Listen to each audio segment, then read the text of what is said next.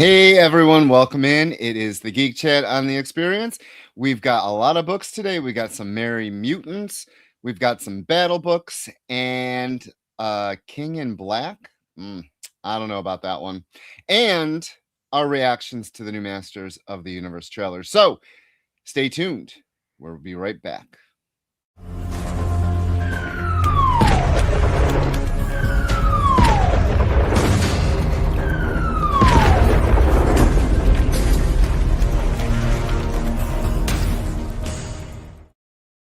Hey everyone, thanks for joining us. It's a Thursday night. You're watching the Geek Chat on the Experience. I'm Beardy Rich. I'm Dez. I'm a Sith. Dez. I'm a Beardy. I'm all the things in between. Hi. Hi. Sorry we missed you last week. Folks Things happened. was ill and work was there and it was just super crazy. But we are back now. And yes, we have, as always, a giveaway. Don't we, Rich? We do? We do. We do. And it's this glorious X-Force #1 variant cover by who, Rich? I don't know. I forgot. Hold on. Oh, Rich, I sent this. I know. It is Ivan Shavrin. Ivan Shavrin. Yes, I think. Yeah. So all you have to do is put your just put hashtag Geek Chat in the Woobly Wop, and that's the comment section. If you're watching on like YouTube, or if you're watching on Facebook or Instagram or Twitch or wherever you like, if we're beaming live into your skull right now because that tinfoil isn't working, just type in your forehead hashtag the Geek Chat, and then you'll be entered in. I don't know if I can send it to your brain, but I'll try. But yes. Also, Eddie, I still have your copy of Sorcerer Supreme. So if you could please, at the end of the show, fill out the stuff with your address and all that. I'd like to get that out to you, buddy. So please do that. Yeah. Am I cosplaying as Dark Patrick? Patrick. Yes, SpongeBob. That makes Rich SpongeBob because his beard is kind of square. So yes, we should be Patrick, and we should literally be SpongeBob and Patrick for Halloween one year. You want me to be a giant yellow sponge? Yeah, I can see it. Yes, Eddie, you won. You won 2 weeks ago. You won Sorcerer Supreme Volume 1. The Mark Brooks, I think it was Mark Brooks animation cover. So yeah, that's for you, sir. But so yeah, let's say hi to everyone. Hey Eddie, yes. Welcome in. TJ, we have BB Haunted Comics, welcome in. Paul, welcome. Eddie. Zax, great that you joined us tonight. Richard, thanks for joining us. If you are watching us live, please say hi. Let us know you're in the comments. And if you're watching this at a later date, you can still comment. I believe. Yes, yes, we do check. We check the comments, and we also can't give you a comic because you got to be present to win. But hopefully that'll like really get your amps up to jump in. Yes, Patrick, Des Star. And Space Case Collectibles, welcome in. Super Zaz. Yes, welcome in. And as always, again, hashtag Geek Chat in the comment section. Like, share, subscribe. Tell your friends about it. Tell your grandma about it. I'm sure she likes comics. And we'll talk about it. We love it. But I want to talk about this trailer. Before we talk about this trailer, I want to talk about one thing before we go to the trailer. And that is Paul and I finished Buffy the Vampire Slayer, all 7 seasons, all 143 episodes. It was 40, I think it's either 43 or 40, 144 or 43. There was an unaired pilot that came out too. Watch them all. And then we're watching Angel. We have one more season of Angel, then we're done. But want to give you my quick shout out and my review real quick. Solid A- for the show. I thought it had really good world building, as well as some really like fun additions to like magic and inclusion and all this other stuff. That was great. Um, some episodes though were really heavy on the drama and the angst, and I kind of got a little like, ugh. Yes, season 6 is by far the darkest. I thought they went to places they probably didn't need to go. But other than that, I thought it was a great show overall, fantastic show. And now I am on to the comic books. I'm gonna read the I think it goes up to 10, 8, 9, and 10. I'll read all those, maybe 12. I don't know. I'll read all those. And yeah, I have to say that I am a Buffy stan, and I really am looking forward to the end of the end of Angel as well. Angel. No way I can start reading the comics on that. But when we finish with that, I will definitely give you a recap of that one as well. Also, it was really fun learning about the stuff that happened with Buffy and the behind the scenes drama and some of the good stuff that happened from it as well. So yes, Kyle. I forget. Did you do this so that you'll be prepared for when the new stuff comes out? Because apparently No, there's new stuff that I no, didn't know was happening, and now I've got to figure out if I'm still angsty enough to watch it. no, it wasn't anything like that. It was just Paul and I, ever since the pandemic. So it's been going on for a while now. Ever since the pandemic, Paul and I have been binging old shows that I missed in my early to mid 20s because I was out there living my life, living my life. And so I didn't watch any of this stuff. So I knew as a comic book fan, I knew about Buffy adjacent, from her stuff, and I watched the movie beforehand. And I still think the movie is great, even though Josh, can't stand it. But they butchered it, but I actually like it. And I was just like, you know what? Let's get on this and see what's going on with Buffy. And so that's what happened. And then after this, we're gonna finish up Angel. Then we're gonna watch Firefly. We might do all of Joss Whedon's catalog. That would be Dollhouse and what's the other one? There's the fourth one he did, Dollhouse, and there was one more he did before he was cast off. So then we're going to but yeah. So Patrick Richardson asked what my favorite episode is. I think my favorite episode, honestly, was when she killed Angel and sent him away. I thought that was a really fantastic ending to the Angelus saga, for that one. I think that was really good. And the other one would be Evil Willow. I thought Evil Willow was great. I thought the resolution should have been a season baddie. We should have seen her a little bit more. But that season 6 was it was pretty crazy. Also, the last one was I like the one the ending of season 3, or was it 5, with Adam, when they all came together as one and they had that kind of Matrix rip off. Thought it was great. I love when they use magic, to help solve stuff. So thought it was good. Then of course one more with feeling. That's Paul's love because of the music. So, but yeah, it was great. I'll know I'm a Buffy stan. I will be watching the reboot when it comes out, and we'll see what happens. So, yeah. All right, now on to Masters of the Universe, the trailer. Well, I just want to say, hey, Garth Wong. Yes, and Garth hey, Wong. Barlord. All right, Rich. You asked me to watch this trailer so that way we can talk about it.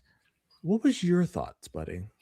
So you know what's funny is when I texted you that yesterday, it was just a teaser. It was just a small teaser. And I was like, oh, that wasn't much. And then they dropped it today.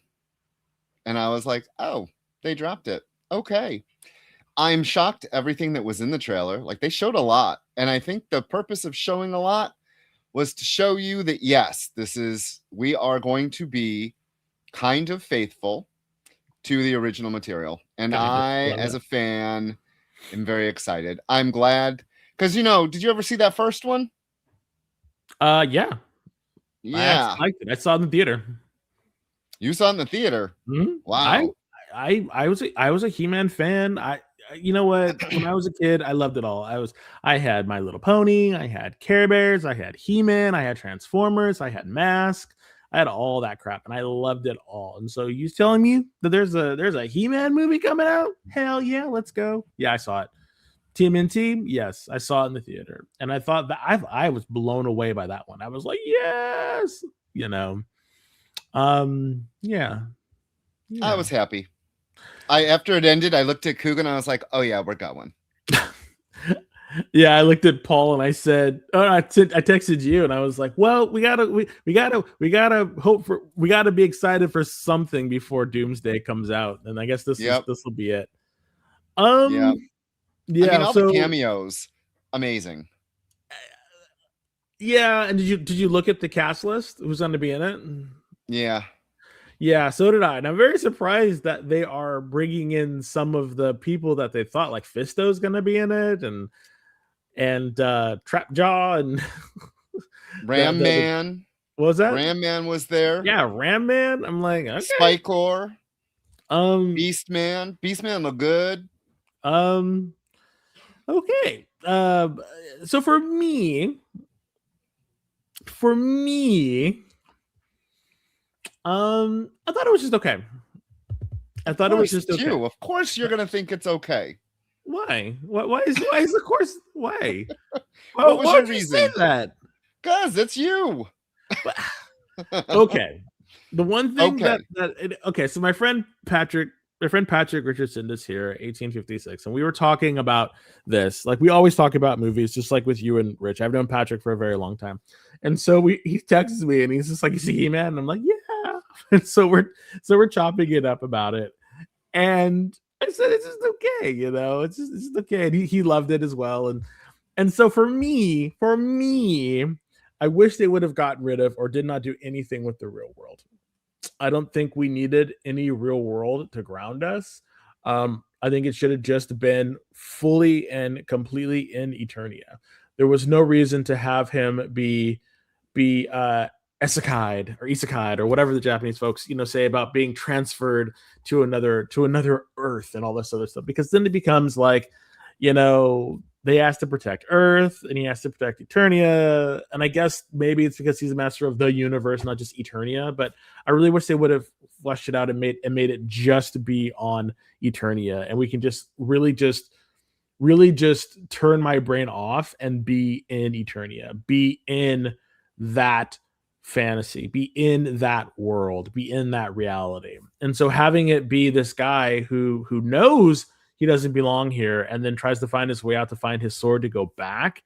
I mean, maybe, but I just wanted it just to be all about him without this side thing of him trying to go back and escape and all this other stuff. So it's like prodigal son coming back. He's going to have his thing and whatever. So that was me. But he did not see the chorus from what's going on. No.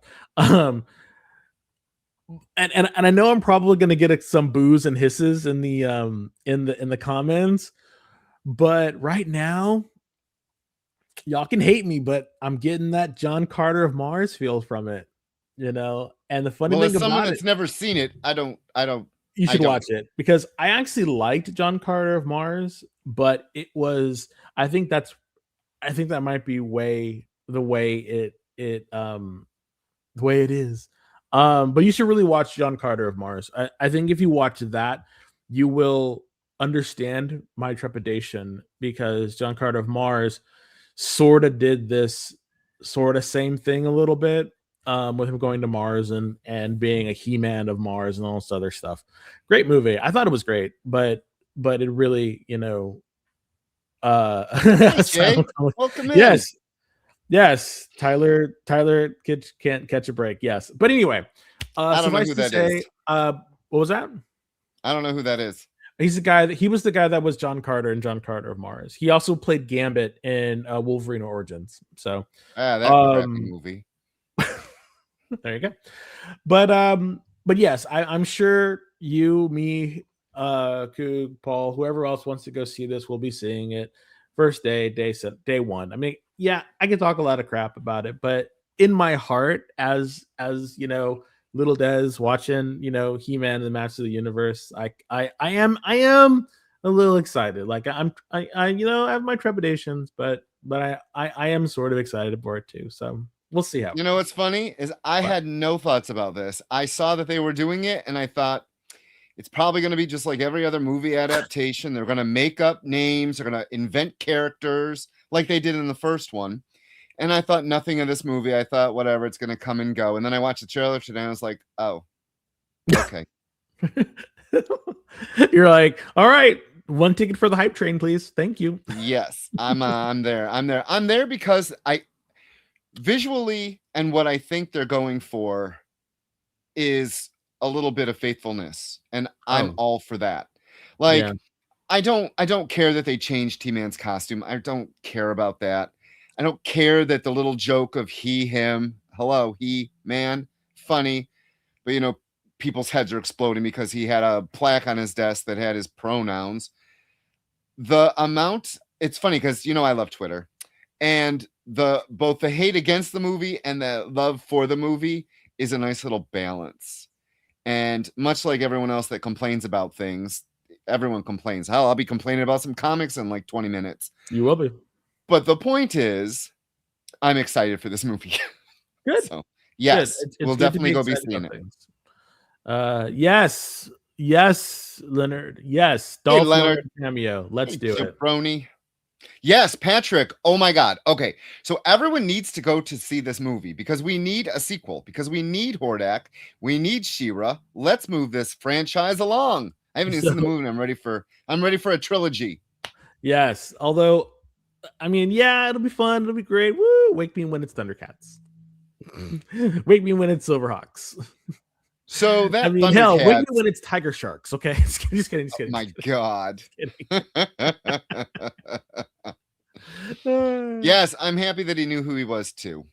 Oh yeah. So there was no like amnesia or something like that.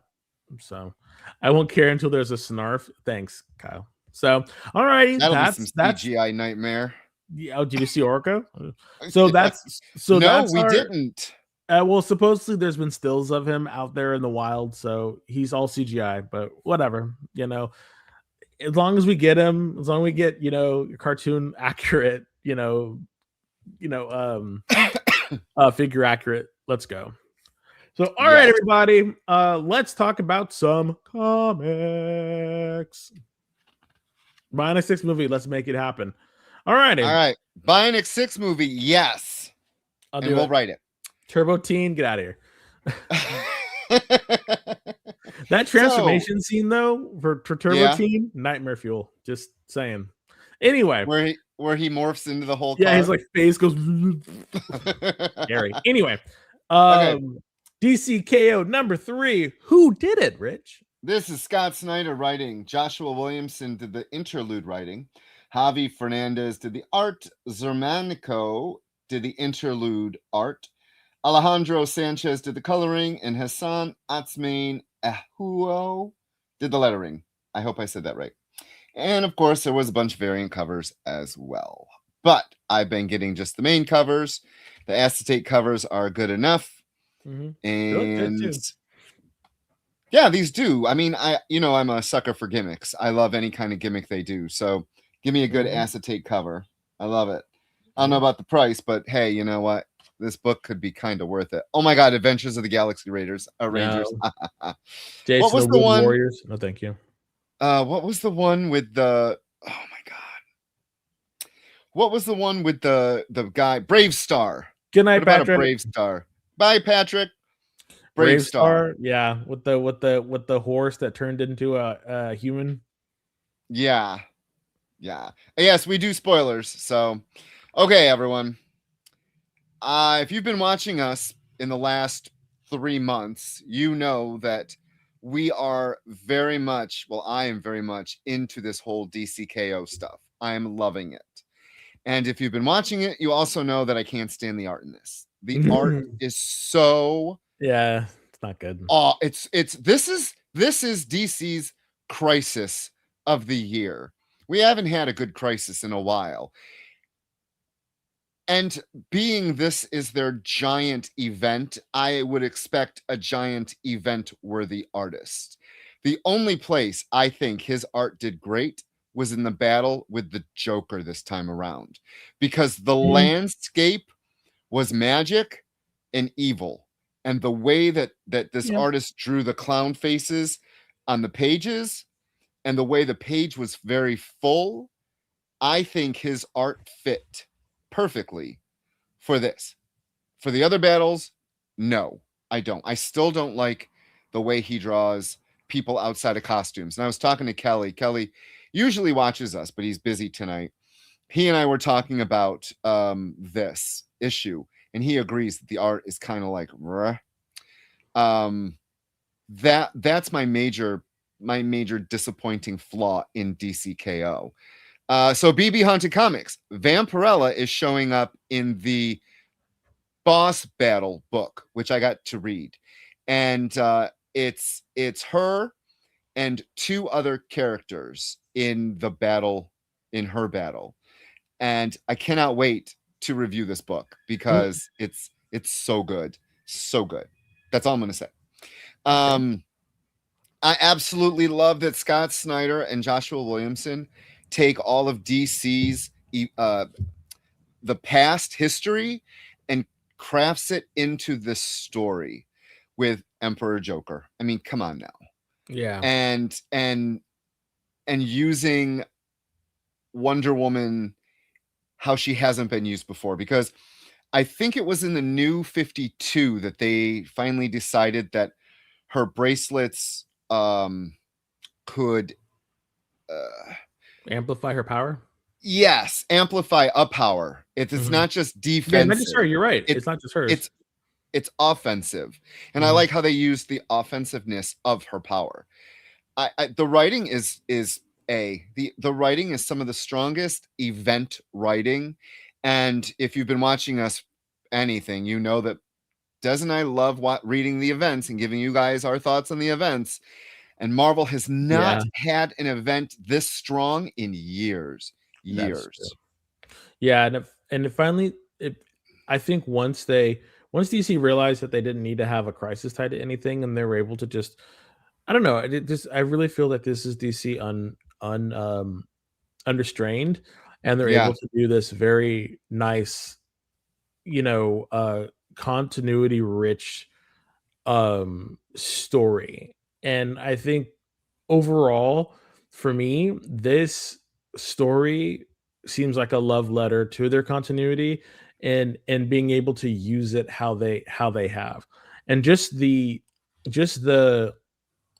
how smart like the Joker was, pulling out his Emperor Joker persona, and just how Lex was smart using Supergirl and exposing her to the red and the other, I can't remember the other kryptonite. The colored kryptonite, all the different in order colors. to make her. What did he call it? Barbaric. What did he call it? It was red kryptonite and something else with like but then Designer K, is that what he called it?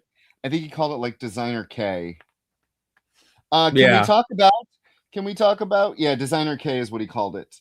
It is spliced red kryptonite with silver to hide the delusions, added a speck of black to cause violent disassociation, and voila, Designer K. And he uses it on Supergirl. Yep. Like, come on now. But can we talk about Billy Batson?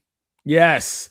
That was when I saw, okay, so I know we give this artist a lot of shit, but when I saw that, I was like, wow, this is a really cool design with the Superman crest that comes down into a lightning bolt. The whole thing was just chef's kiss. And I was like, that's great. When Superman with the power of Shazam, woo, yeah, I was there for that. I was like, please, let's go.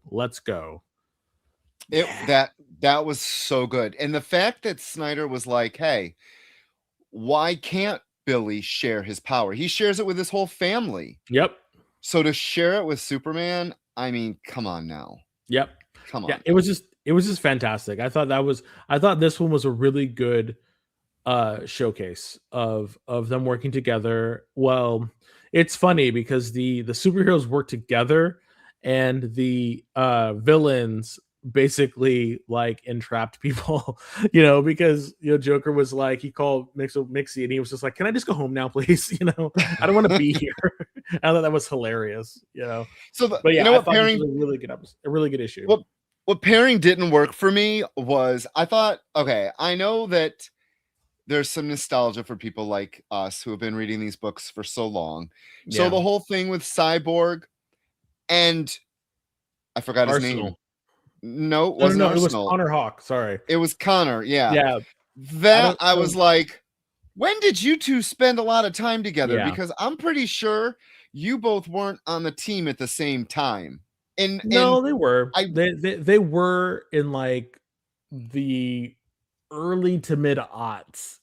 I want to say they were on like the team for like a hot minute together, and then and I that was really never really thought Connor was a killing machine. Like yeah. I that didn't I get that thought either. that was my own. So for everything great Snyder wrote, I was like, I don't know about this. Calling them the Titan twins, that was a Yeah. little hokey.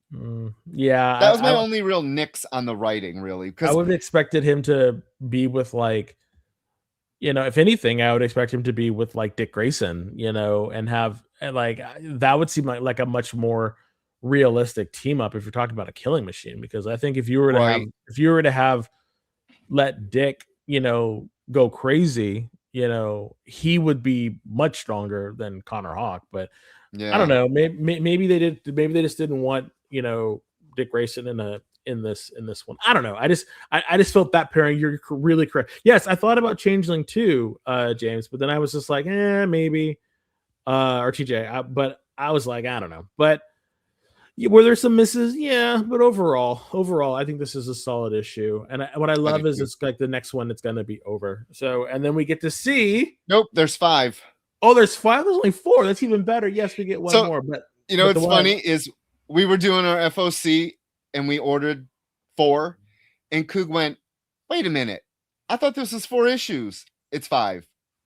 It's 5." So, Yay. hey, That's awesome. so February 4th is going to be the battle boss book with Homelander. I don't know who they've said is in it, so I don't know if it's spoilers, but like Sabrina the Teenage Witch is in it. Spoiler. Yeah, it's the Killer Bear from some Coog was telling me.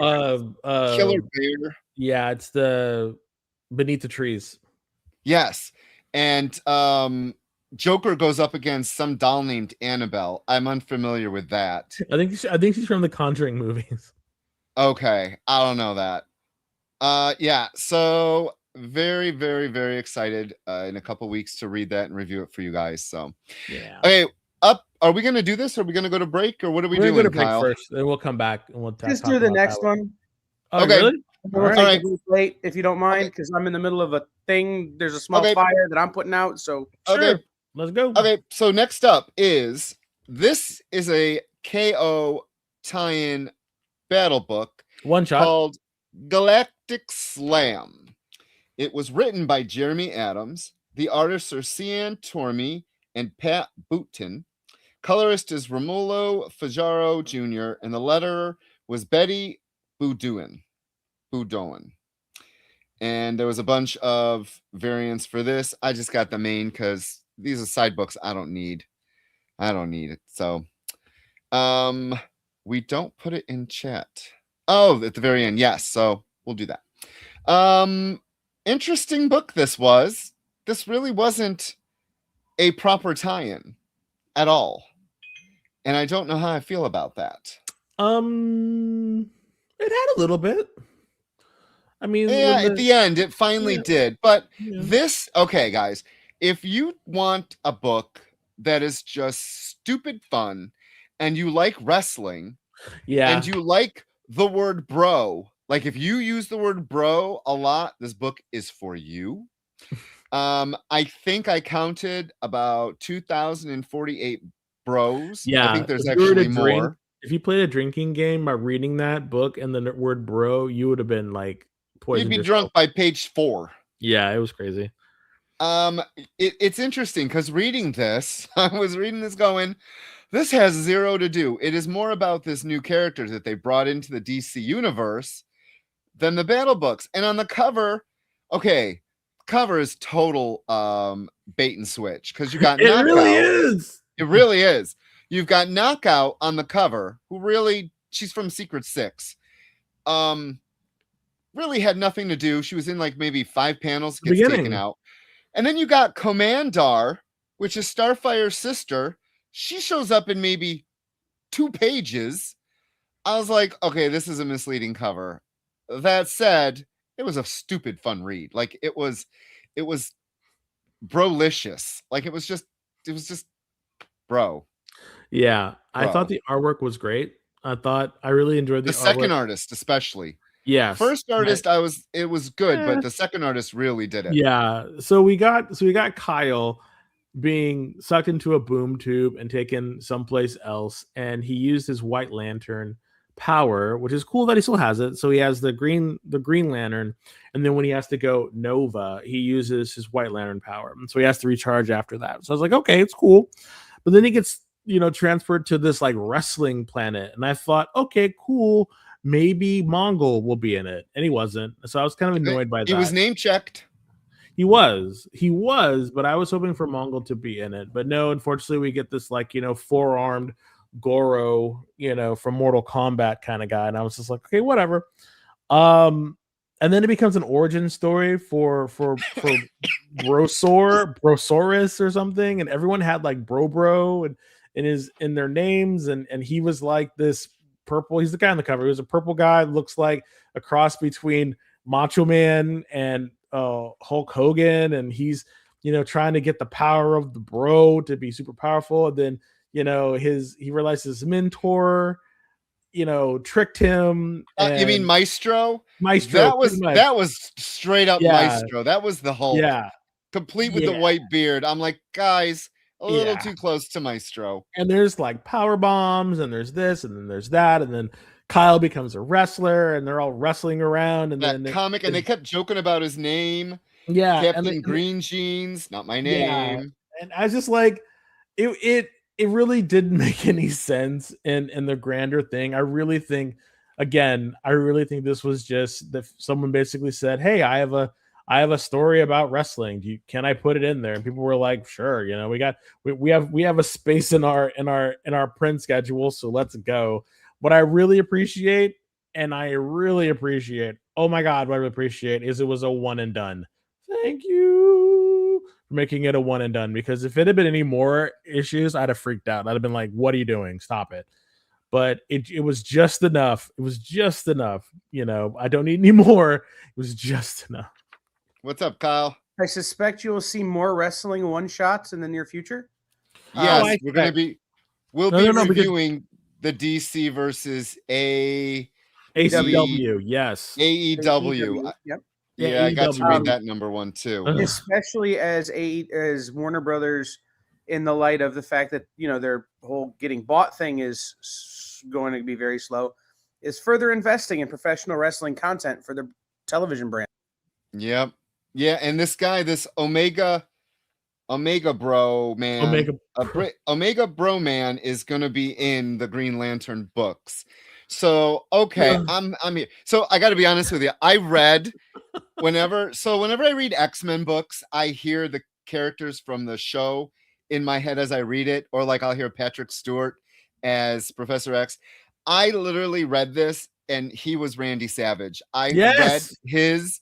Yes. All his word bubbles were in that. Oh yeah. Yeah. Hey, welcome, Michael DeFonte. I think that's how you say your name. I butcher everyone's names. Welcome in. Hey, Ryan. Welcome in. Yeah, BBB. The one shots have been a lot of fun. Like this event has been so much fun. I'm happy they're one shots. Thank the Lord. Yes. All right, folks. So we're gonna take our quick break, and when we get back, we're gonna talk about a lot of comics that are about one person. What is this? Everyone's getting their shine on except for us, Rich. I know. Well. So stay tuned, and we'll tell you who we're talking about. FOC, a comic industry term for the final day a new comic can be ordered by a local comic shop. So what does that mean to you? Well, it's your last chance to order a new comic book from your local comic shop. Order up! The FOC show will go over every book that's about to be cut off every Friday afternoon. I'm going to highlight some of the stuff that I think is really worth paying attention to, so that you can put in an order at your LCS for as many copies or as many variant covers as you want. Sometimes the store needs to know to up their orders. Never miss out on a popular comic again. Order up, part of the experience.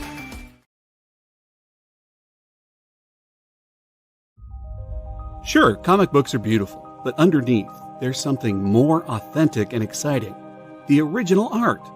See the pencils, the lines, the shading, as if you were there in the studio watching the artist work. Getting a peek at comics' backstage is easy with the original art experience. All right, Friday night, guys. Thank you for being here. To be doing anything, the fact that you're here means the world to me. Nick's pieces are always value priced with your budget in mind, for the beginning collector to the veteran. And this is gorgeous. You got Aquaman and Mira. Join the original art experience with Nick and our friendly crew of regulars, even if it's just to enjoy the art. Fridays at 7. It's all part of the experience. In a world where you hit like and subscribe on our YouTube channel, that'd be really great. Thanks.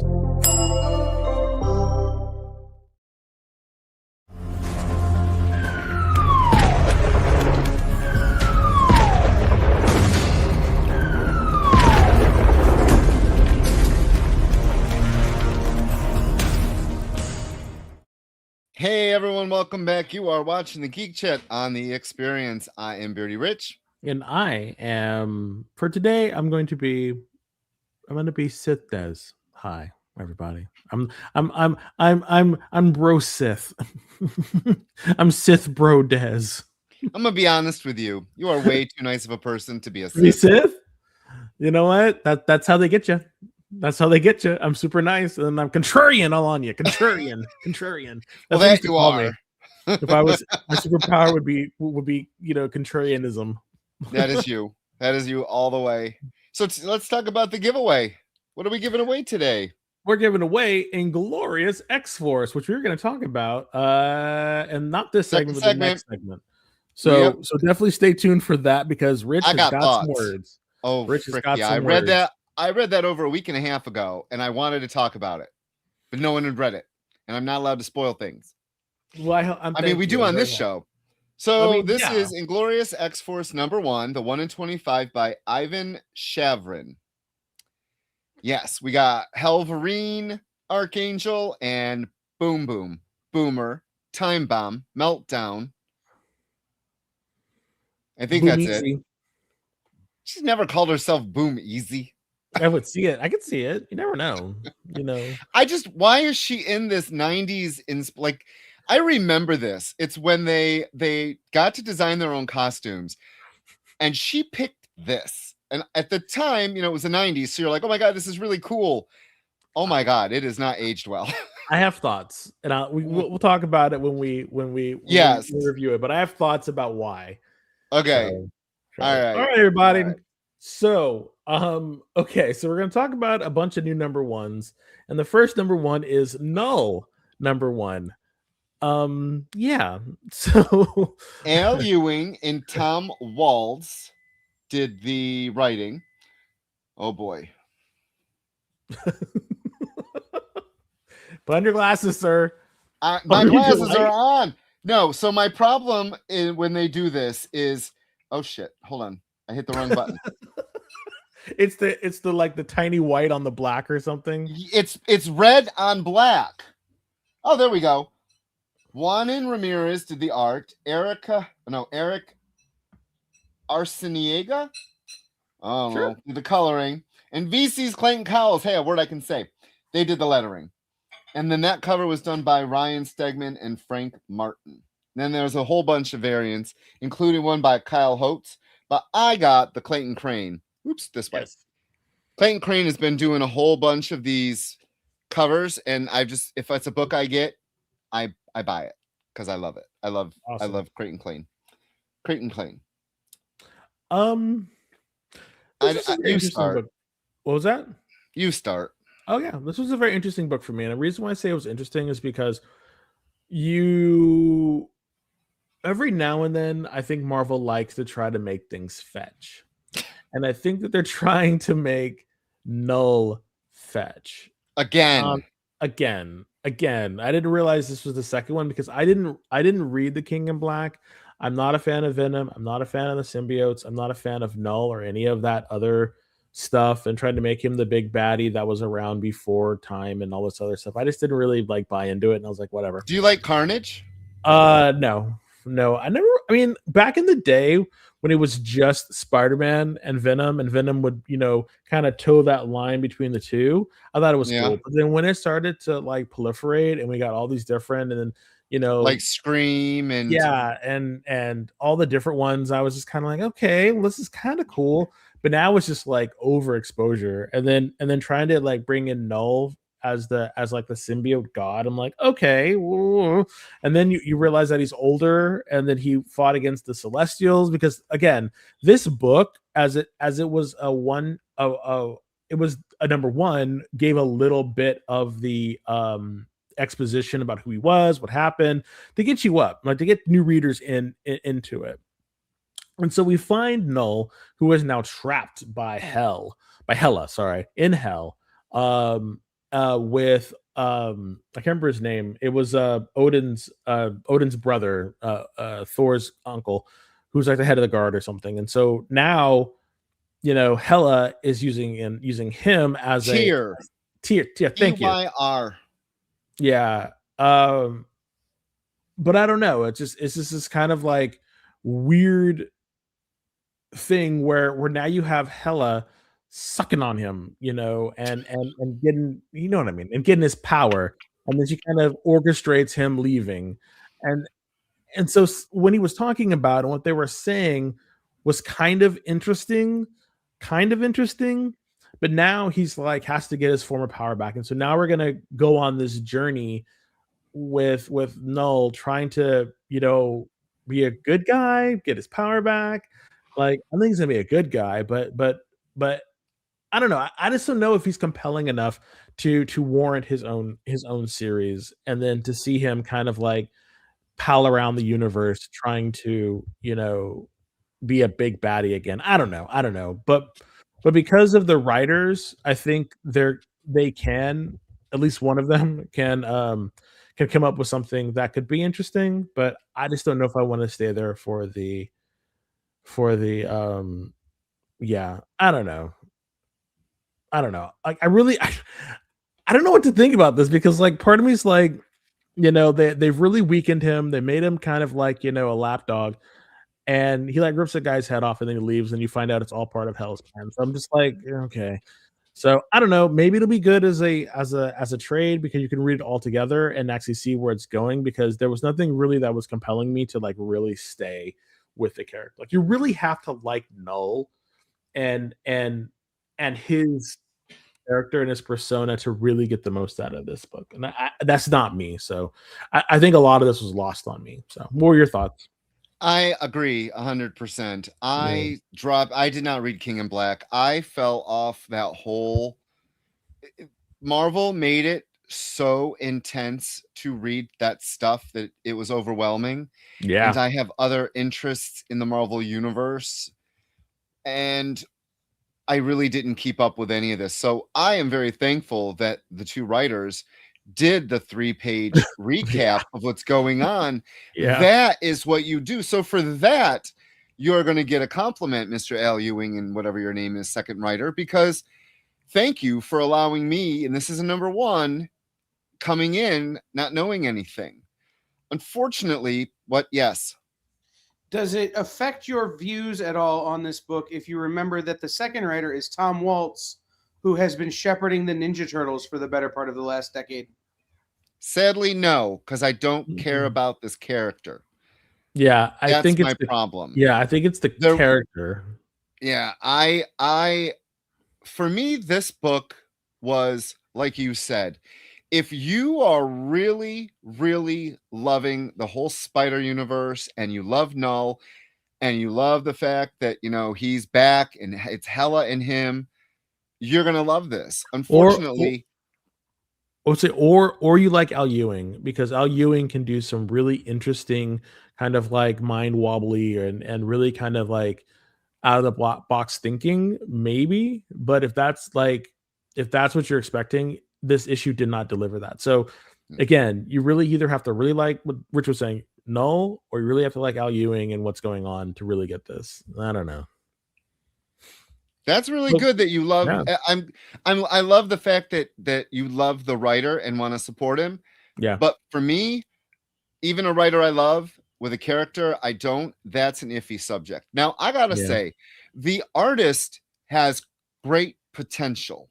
Mm. And I don't know if it was the inker or the colorist, but if someone on this book had a little bit more heavy hand and could turn it into a little bit more of a horror book, I don't want to go straight up like Hulk horror. Yeah, that was a lot. But some of the images in this were quite nice. Like I really enjoyed how he drew Null's character being long and lanky, and how as he progressed through the book, as he was absorbing other symbiotes, the full costume started to be and form. Like there were Yeah. little things about it that stuck out. But overall, I'm sorry. I am It was a miss.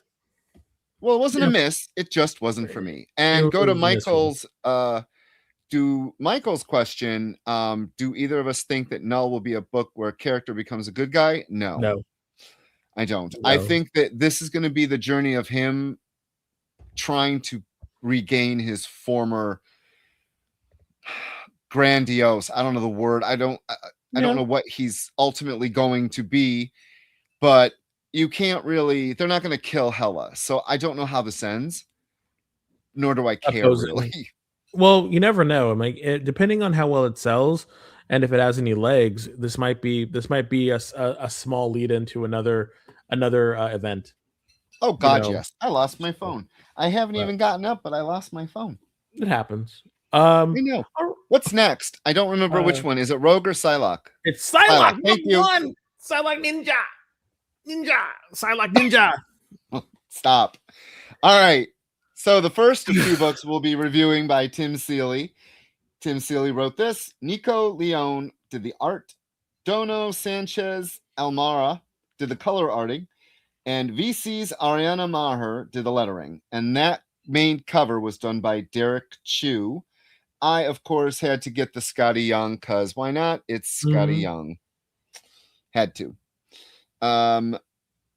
If you are a fan of what? No, go ahead. Whatever you say, if you are a fan. I have to. Yeah. I just love that lead in. If you're a fan of the old Betsy when she got turned into Quanin, you will love this book. Oh my God, I'm so hot. I was transforming. You were. Desmond. Yeah, sometimes you don't need to go back, y'all. Sometimes you do not need to go back. I'm just saying that, And no one has ever asked how, because we kind of learned how years ago. I think that Marvel should pay a price for all the paper they waste in the world. Okay. Please. I've been reading X-Men for a very long time. Like a very, very long time. When the hell, please correct me, when the hell has Psylocke been a precog or precog sensitive telepath? She's never been. She's never been a telepath. When she first started out, she was a low-level telepath. Remember, she fought Sabretooth and won. And that was her finding out she could do things. Anyway, a lot of... Go ahead. This book was just, the names of the villains were lame. Come on now. Come on, Tim Seeley.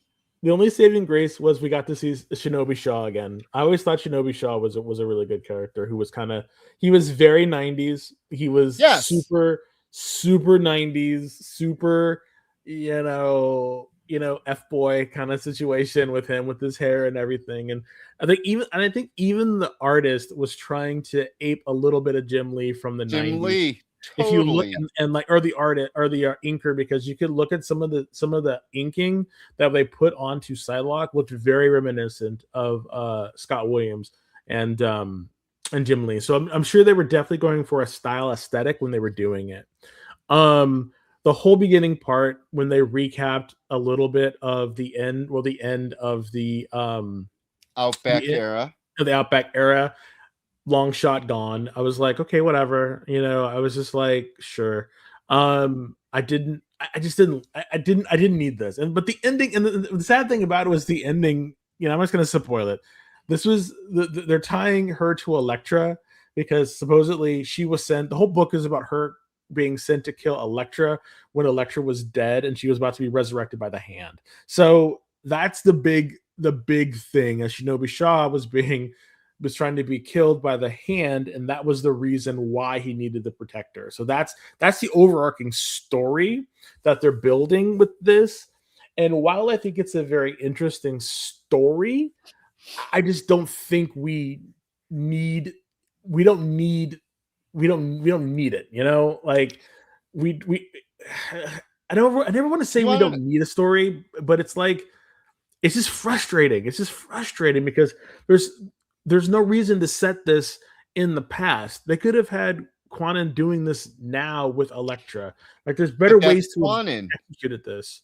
That's the thing. They want, so for some reason, well, I know why, because I can't stand it either. I can't say no one.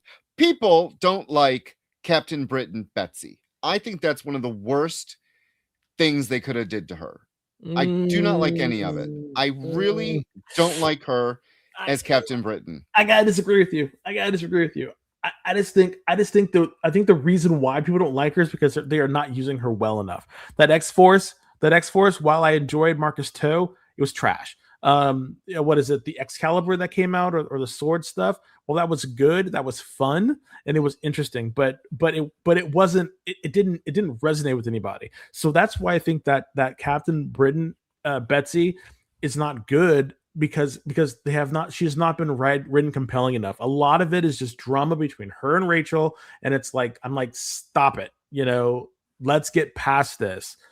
And I really wanted to like X-Force, and I really wanted to like her as Captain Britain because I always thought that she would have been a fantastic Captain Britain.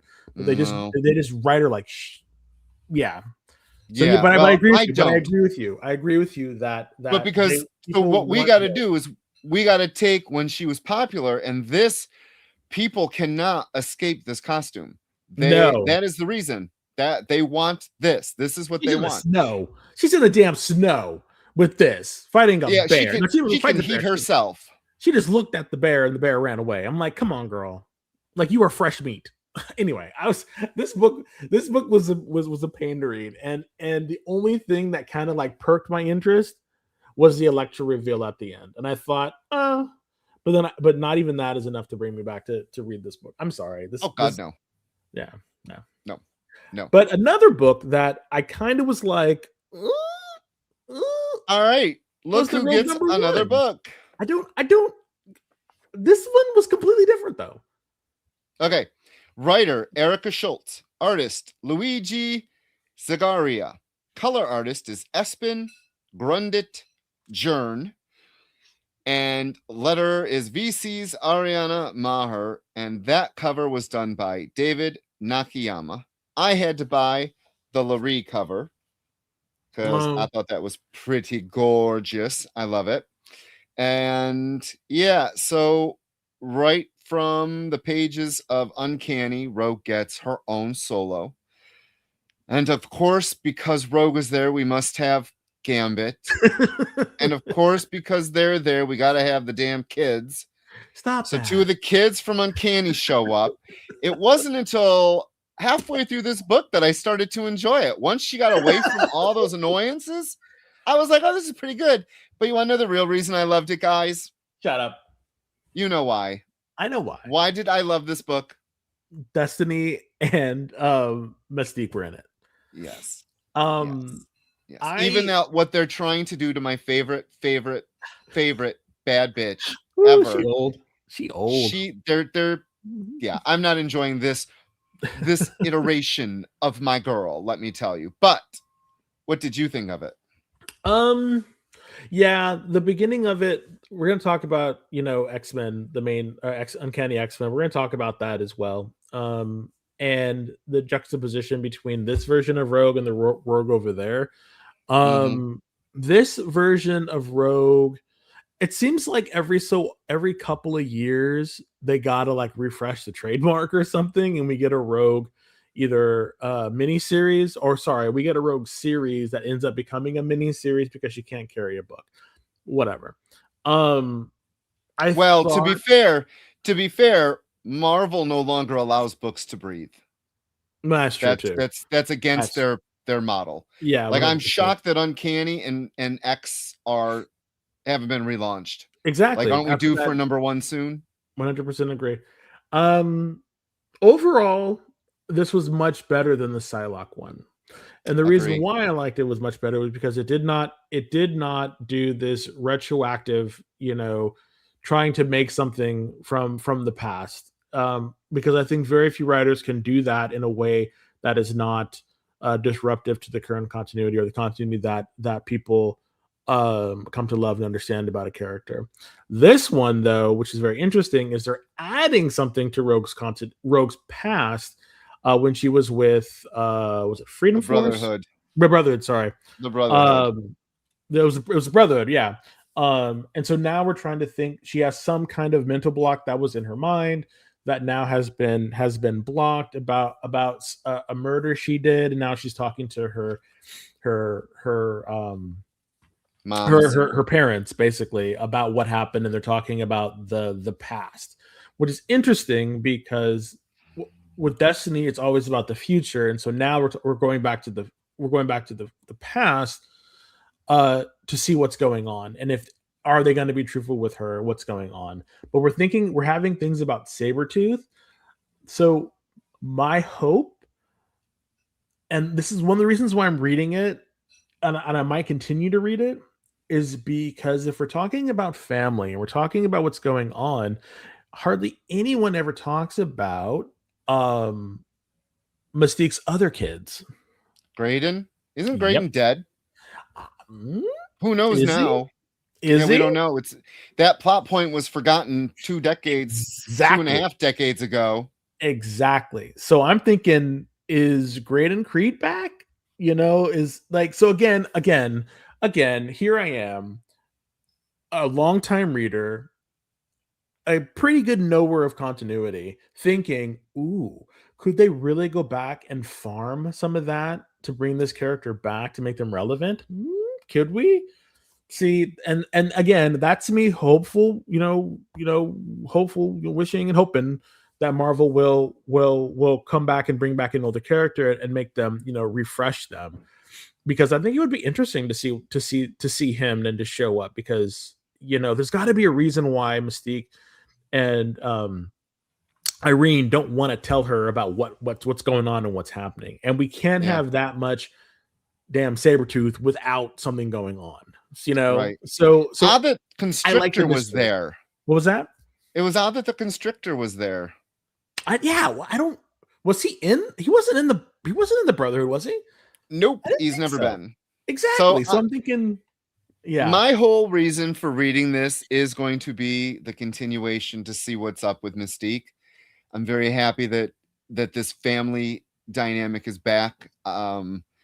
It would make it better if Kurt was in it, but I don't think Kurt doesn't fit adjacently with this part of her family. But she might. The beginnings. Yeah. But he might. I don't know. And can we say this artist was not bad. He drew a beautiful Mystique. Yep. His Rogue is exactly how she should be. The art was pretty good. It was a little too bright in spots. Like, I'm like, why are you doing everything so bright? And the armadillo monster at the beginning was kind of, or the armadillo or possum monster. That was stupid. Like, I enjoyed it. I mean, it was cute. After she left them all. Yeah. And thanks to BBB, you are the reason why I know who Laree is now, and that's why I got that cover. So thank you for showing me her work. But So we have 2 more books to do. So we're gonna take a quick break. And when we come back, we will tell you what's coming up on the experience, as well as, maybe give away a comic or 2, maybe not 2, just 1. So stay tuned. We'll be right back. Or maybe not. I don't know. Sorry, I'm joking to death.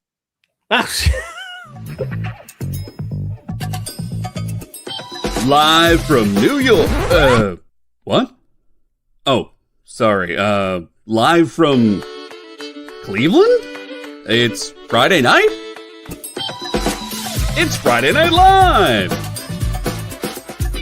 With Nancy McCann. And Ricky. And sometimes Carlos. And featuring boxes and boxes of rare comics. Unique collectibles. Lots of smiles and conversations with new friends. Friday Night Live with Comics Unlimited. Friday night from 9 to 11 on The Experience.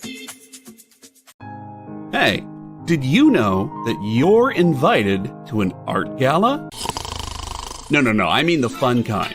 It's SketchUp with Mog and Mel. Welcome back, everyone. Thanks again for joining us. Featured guests talk about their new projects. So it takes place in this fantasy world where the world has kind of lost its stories. And life as an artist. The hope was that you could make some amount of money when you exited art school. While the ever-changing artist panel draws new works live in front of your eyes. Oh, I like that.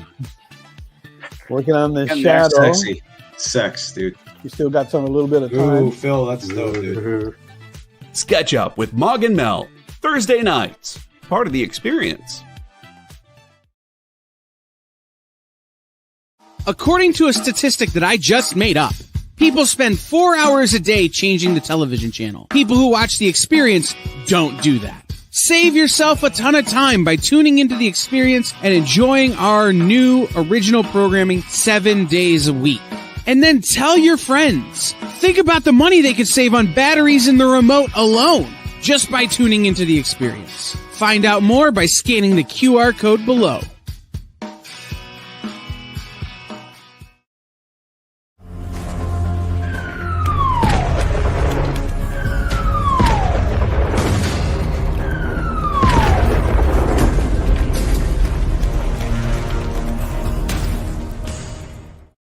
Hey everyone, welcome back. You are watching the Geek Chat on The Experience. I'm Beardy Rich. And I am a little back. Oh, bro, Sith Desmond. Gotta stop. What are you doing, Kyle? I'm glad you're not joking anymore. So that's You good. said it. I just made it happen. That's true. That's true. That's true. I pronounce your yeah. name like Lyrics Lee. Lyrics Lee. Yes. Yes, I didn't know that. Thank you. Her first name is Leslie, but if you call her that, she'll hit you. There you Why? go. Good to know. She doesn't like it. Oh wow. So you're telling us her name. That way we can taunt her with it. Thanks, Kyle. No. All righty, Kyle. Now that you're here and you're not choking, please. What other fine programming do we have on The Experience for the folks? Fine programming? I don't know about that. I run this. I don't know if it's fine or not. Anyway, tomorrow at 1:00 Eastern, 10 a.m. Pacific. Yeah, I did the math right. Hey, we are going to have the Order Up show. Our FOC show will be live. Myself and Matthias will have special guest, Dr. Christina Blanche. Oh wow. Of Oh Yeah Comics Muncie, and she's the only person I know who has a PhD in comic books, which is fucking cool. Amazing. But she also has written a great many comics, and The Damnation of Charlie Wormwood is on FOC this week, which is a book that has been out before, but now is being sent to the direct market for the first time, I think, ever. So that'll be super cool to talk to her. And again, this is a woman who literally has a doctorate in comic books. So it'll be fun to talk to Dr. Christie. Then tomorrow night at 7, Nick. I just got the art. There is Mark Bagley. There is hold on. I'm gonna mess this up. because I'm just trying not to buy it myself because I'll be bankrupt for 100 years if I buy it. There is a Shazam that I think is Dale Eaglesham that's incredible. Oh wow. And a cover, or not a cover, a Will Conrad Conan cover that is more abs than any human should reasonably be expected to have. Sounds like all me. of that, yeah. If you combined all the abs of the people working on this show, it would still only be a quarter of the number of abs that this Not even Conan that has. many. He's got like a 37 pack. Anyway, so that's tomorrow night at 7 with Nick for the original art experience. And then Nancy will be here from Comics Unlimited in Cleveland, Tennessee, where she will have her normal show where she has a bunch of great vintage books as well as she takes requests. So that'll be super fun with her. Then Sunday is Jay's anniversary.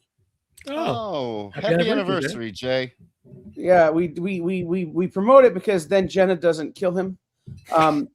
But that means the producer Kyle show will probably be solo unless I can get a friend to come hang out and sell some comics with me. So if y'all know anybody, let me know. But we are going to be doing $2 back issues that I liberated from Dreamers and Make Believers in Baltimore, cool. which will be super fun. Then Monday, Rex will be back with Rock and Robbie and John for Comic Collectibles. Then we have Best Coast Comics, and very, very soon there will be something in the middle of those two shows on Mondays, just as soon as I can stop having fires keep me from getting the job done. So that's something to be looking forward to. And then I can't make the announcement for sure, finalizing tomorrow, but we may be debuting a new show on our channel on Wednesday. Cool. Oh, cool. Well, thank you so much, Kyle. And as always, the experience has tons of stuff going on every week, every day of the week. So please tune in, tell your friends, like, share, and subscribe. And we really want to grow this platform. We really want to grow this community, and you can be a part of that. And one way we say thank you here at the Geek Chat is by giving away free variant comics. So before I do the variant, can I ask for something real quick from our chat? Sure. Lorraine has already done it. Triple B has already done it. Several of you guys have already done it, but we had a new person do it today, which is Michael.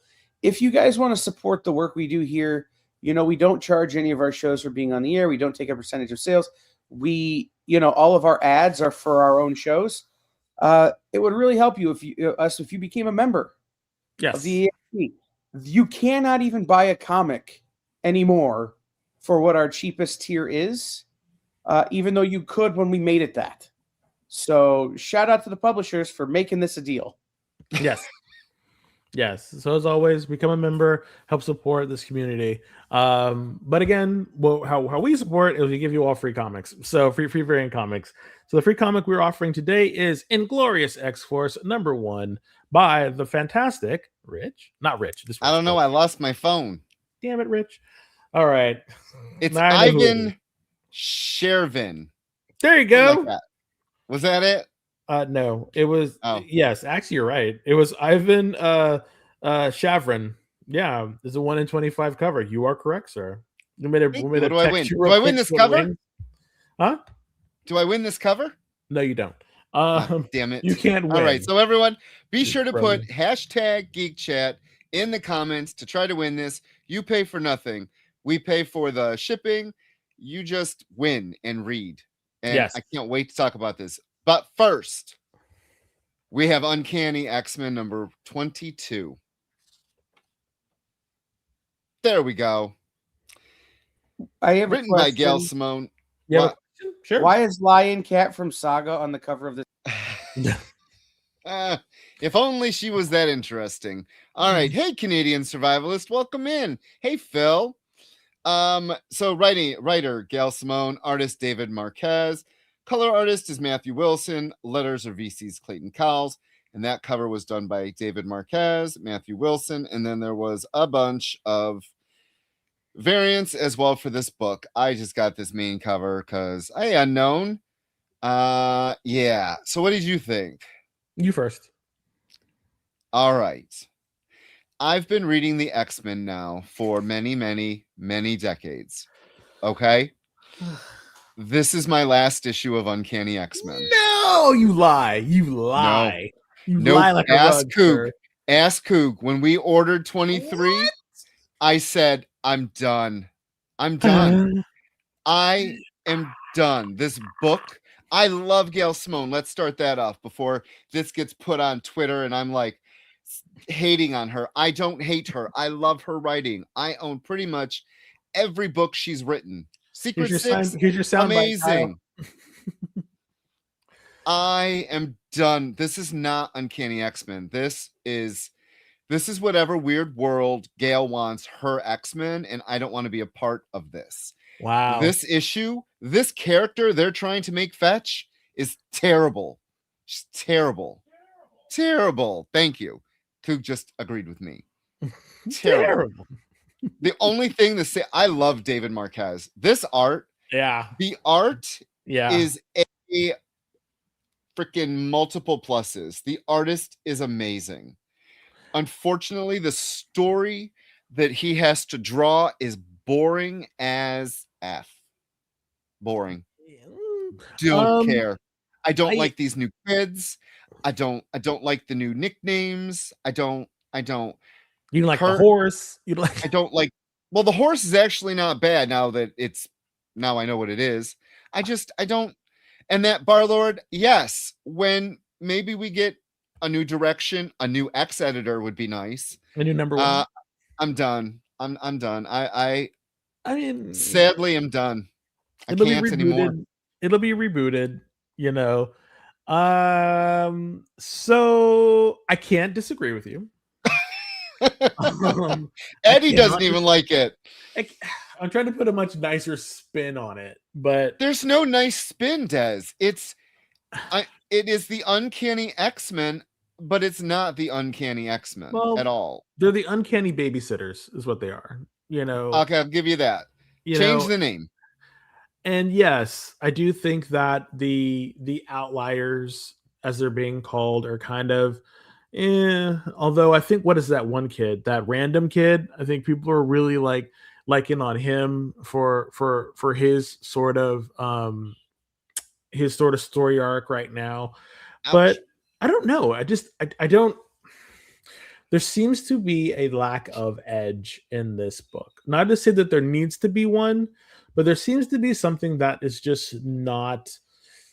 There seems to be something that's missing from this book, and I don't know. X-Men. Yeah, I think that's the main thing. Is the focus that they're doing is this sort of like pseudo school, pseudo Xavier's dream, pseudo safe haven, found family kind of situation, but what they're fighting against, or what the antagonist, like the thing that's motivating them, is just not compelling enough at this point with it. Mm-hmm. Like, I think some of the kids are kind of interesting, like the Death Kid, although we've seen that before, you know. And it seems like we've seen all this before, and I was just hoping that we would be getting much more stories about the X-Men, going out and doing X-Men stuff. And not to say that the X-Men training the next generation or doing something like that is not part of X-Men stuff. It is. It's just whatever this story is not compelling enough. Will I stop reading it? Probably not. You know, I'm much more of the, you know, I will buy a comic and then I'll check in, and it, you know, because I'm one of those people. Like, I'm a retailer's like wet dream, because I'll buy it. You know, I'm one of those Marvel zombies that people used to talk about. Same. Well, I was. Yeah, but then there's but every Marvel zombie has a breaking point, and this was yours. This was mine. Yeah, and so I'll continue to read it, and I'll check in every now and again on what Gail is doing, and see what's in it. And I was particularly wanting to read this one because it's right after the event, and I wanted to see what possibly could come out of it, but it was like status quo. It was like not even it was as if the event never happened. I guess that's what's supposed to happen, but there was like nothing, and it just seems like they went right back into it. So for me, it was a miss for me. I don't know the direction she's going in. But there's no clear direction. Yeah. So and I want to say, Jay Mutina, I don't know. So it's funny, again, Kelly and I were talking about this book. He also is done. He's like, he doesn't enjoy reading this book. And we were talking about, when you think of Uncanny at a time, and this is the thing, this is 2026. People don't think of Uncanny X-Men as being the flagship book anymore. Because it's only issue 22. And it used to be Chris Claremont wrote the hell out of, he didn't do story arcs. He did story chapters. Like, it wasn't 6 issues. He fit a narrative into 6 issues, but he wrote a long form. This book plotting doesn't. It's one issue or maybe 2 issues, and then 1 issue, and then maybe a storyline of 3. I don't know. I don't know what she's trying to do, but I agree with Eddie. This should not be Uncanny. I would have loved Uncanny to be relaunched when all of this splittage is done, when Scott's done diddling in Alaska, and when Emma's done doing whatever the hell she's doing in this stupid school. You're killing me. And when they're done playing in Haven House, can we not have one X-Men book that brings what readers want? I don't know. I'm gonna get off my soapbox. I did not. I'm.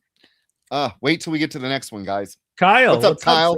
Scott will never be done diddling something. All right, Worst so X-Men ever. Stop it. Okay. Anyway, all right. Our last book, and this is the one that Rich has been teasing me about since he was been able to read it like weeks ago. And I finally read it, and he was just like, I have so much to say. I have so much to say. And like, after I read it, I was like, oh, I know you have so much to say. All right, let's go, Rich. All right. So the writer for Inglorious X-Force #1, the writer is Tim Seeley. Again, see, second book. Artist is Michael Sta Maria. I do not know what STA period, if it's shortened for something, but Sta Maria. What? That again? Michael Santa Maria. Oh, is that? Oh, that's what Santa STA Maria stands for. Yes. Okay, makes sense. Oh. Okay. So it could be Color Michael artist. STA Claus, and it would still be Michael Santa Claus. Get out of here. The color artist is Romolo Fajaro Jr. and the letter is Joe Caramagna, and that cover artist was L.R.B. Silva. Such a great artist. Oh my God, such a great artist. Yeah. I do love that. Okay, so I went first on Uncanny, so you go first in this. Okay. I'm gonna try to be very succinct about this. Yes, please do. We're all waiting. The book is trying to cast it feels like it's trying very hard to be an inverse of Days of Future Past, in which someone goes into the past goes to the future. From the future, comes back to the past to try to stop something, right? This is the same thing, except Cable is now coming to the past in order to try to find what's going on, because the first mutant president is elected and then assassinated. Okay, and I'm just going to spoil it right now. That first mutant president is Kamala Khan. So, okay. So we have this future reality in which Kamala Khan is the president. She gets shot. Mutant relationships go down. Cable comes back from the future, a different Cable or the same Cable. I don't know. It's a Cable. They come back to the past and they go to an old hideout where it was one of the first hideouts right after. Like if you're reading like New Mutants, the end of New Mutants, right in the beginning of X-Force, it's that base. And so there's a lot of old stuff that is in there from his old X-Force days, from the live field days. And so that's why he was dressing like that. This is a different Cable. Again, they haven't made sure which Cable it is because they're very clear to get rid of his tech, his time slide tech or whatever. He doesn't have that.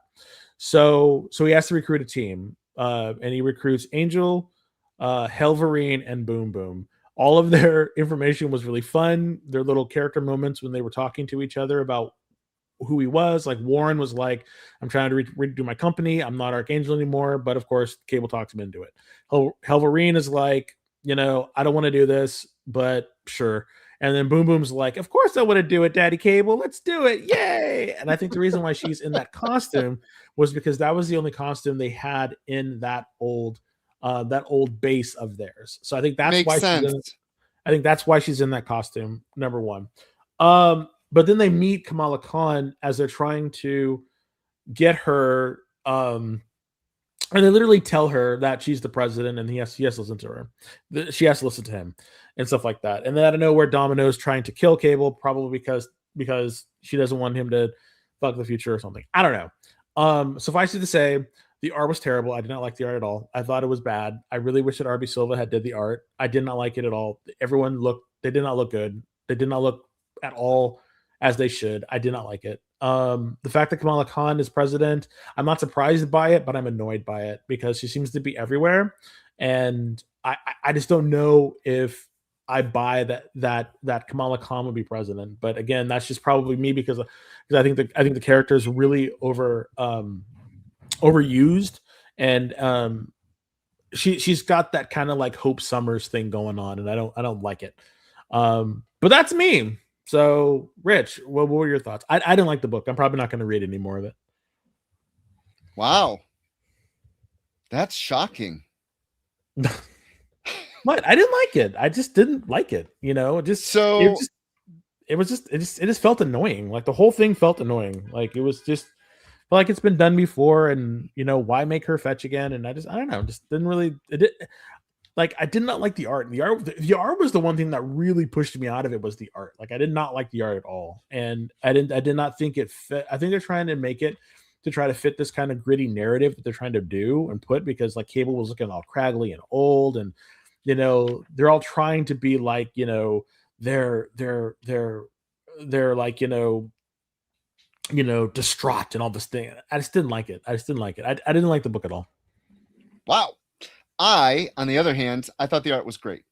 I loved. Really? Oh my god! I am. There's a splash page of Cable, wow. And I'm like, this is gorgeous. No. When Warren shifted from that page white to cool. blue, I thought that is great. Like I really enjoyed the art.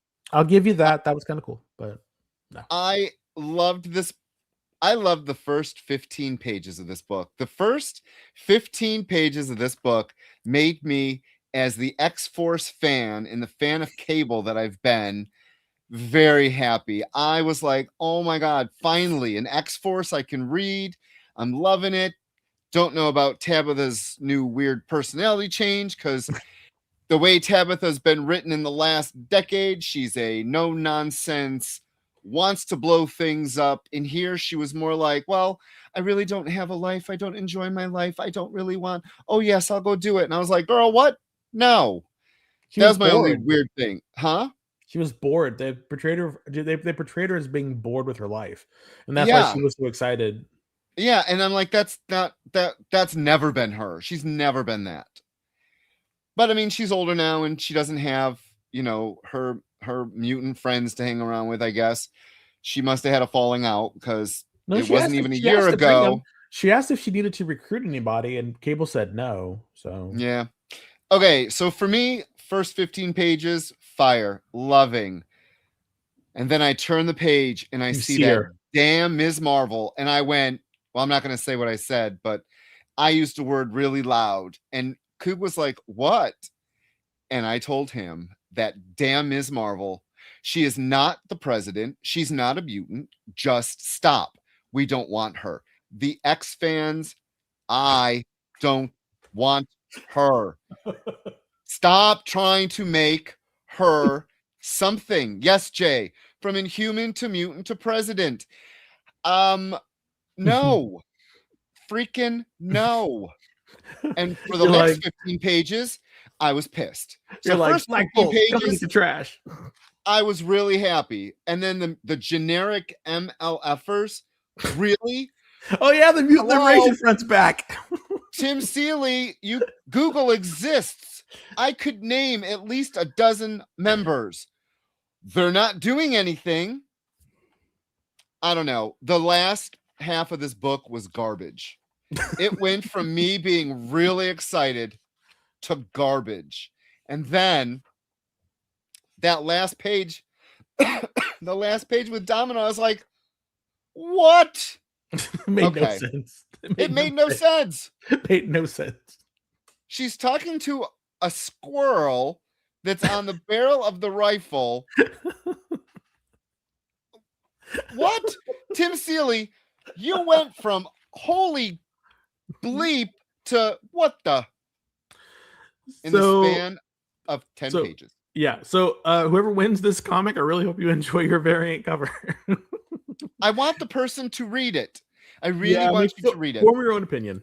Yeah. Yeah. Form your own Because, opinion. like I said, I thought the first half was amazing. I really did.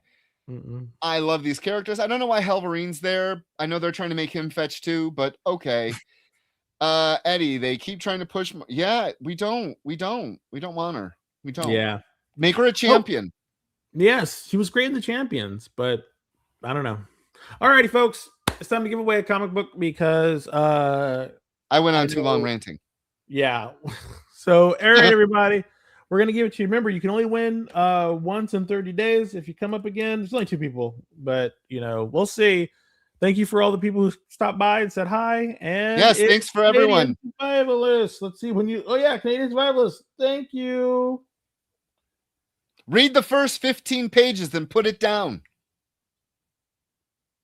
Then put it down. All right, so Kyle put it in the chat. Please fill it out, send it in. Eddie, fill this out too. Yes, because I want to send you your stuff, because if I don't, Rich will darken my door and try to steal it. So I got to get it to you.